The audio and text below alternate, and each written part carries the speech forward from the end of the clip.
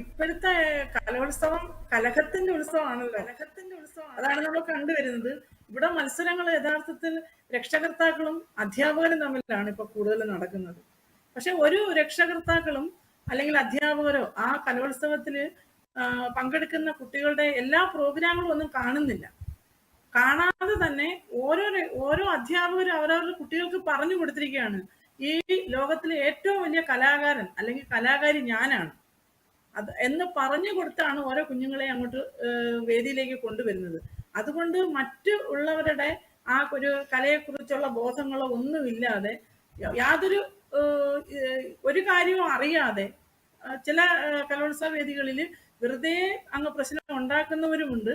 പിന്നെ അതുപോലെ തന്നെ വന്നിരിക്കുന്ന വിധികർത്താക്കൾ കുട്ടികൾ സ്റ്റേജിൽ മറിഞ്ഞു വീണാൽ പോലും അവർക്ക് ഒന്നാം സ്ഥാനം കൊടുക്കാൻ തന്നെ വന്നിരിക്കുന്നവരുമുണ്ട്. അങ്ങനെ രണ്ട് തരത്തിലുള്ള പ്രശ്നങ്ങളും കലോത്സവത്തിൽ നമുക്ക് കാണാൻ കഴിയുന്നുണ്ട്. അതുകൊണ്ട് ഈ ഏഷ്യയിലെ ഏറ്റവും വലിയ കലോത്സവമായ സംസ്ഥാന സ്കൂൾ കലോത്സവം ഉൾപ്പെടെ ഈ വരുന്ന കുട്ടികൾക്ക് എല്ലാവർക്കും ഈ ഒന്നാം സ്ഥാനങ്ങളൊക്കെ ഒന്ന് ഒഴിവാക്കി അവർക്കും എ ഗ്രേഡ്, അത് സബ് ജില്ല മുതലേ അങ്ങനെ ആക്കിയിരുന്നെങ്കിൽ എന്ന് ഞാൻ ആഗ്രഹിക്കാറുണ്ട്. അന്നേരം ഈ കലയോടുള്ള ഇഷ്ടവും സ്നേഹവും ഭക്തിയൊക്കെ നിലനിന്നേനെ.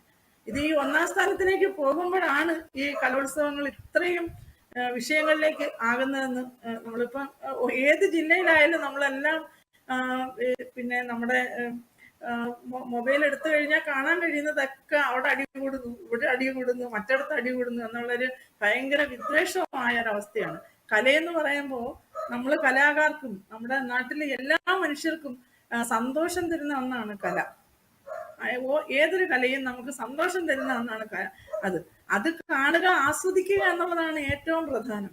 അന്നേരം ഇപ്പം കലോത്സവങ്ങൾ എന്ന് വെച്ച് കഴിഞ്ഞാൽ വ്യക്തിവൈരാഗ്യങ്ങളുടെയും അല്ലാത്ത മേഖലയിലേക്ക് ആയി മാറാതെ ഇതിനെന്തെങ്കിലും ഒരു നിർമ്മാണം കൊണ്ടുവരണേ എന്ന് ഞാൻ ആഗ്രഹിക്കുന്നുണ്ട്.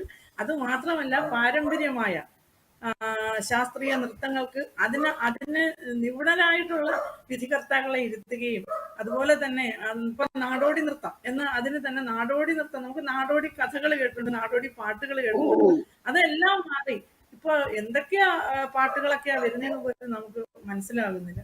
അന്നേരം അതിന്റെ ആ ഒരു വേഷത്തിലും തനിമയും ഒക്കെ കൊണ്ടുവന്ന് ശാസ്ത്രീയ നൃത്തങ്ങൾക്കും അതുപോലെ തന്നെ തിരുവാതിരക്കളിയിലും നൃത്തവുമായിട്ടുള്ള ബന്ധങ്ങളൊന്നുമില്ല. അവരുടെ ചുവടുകൾക്കും കൈകൾക്കും ഒക്കെ വ്യത്യാസമുണ്ട്.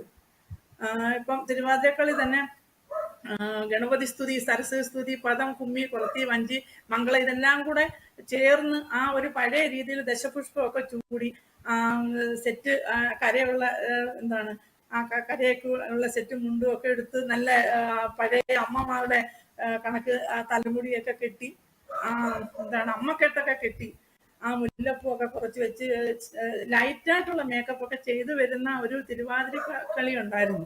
ഇപ്പൊ നമുക്ക് ചെന്നിരുന്ന നമുക്ക് അവരുടെ ഫേസും മൊത്തത്തിൽ എന്തൊക്കെ ആ തലയിൽ വാരി വെക്കാവോ എന്നുള്ളത് അവർക്ക് ചില കാട്ടിലുള്ള മൊത്തം പോച്ചയും പുറത്തങ്ങ് തലയിൽ വെച്ചിരിക്കുകയാണ്.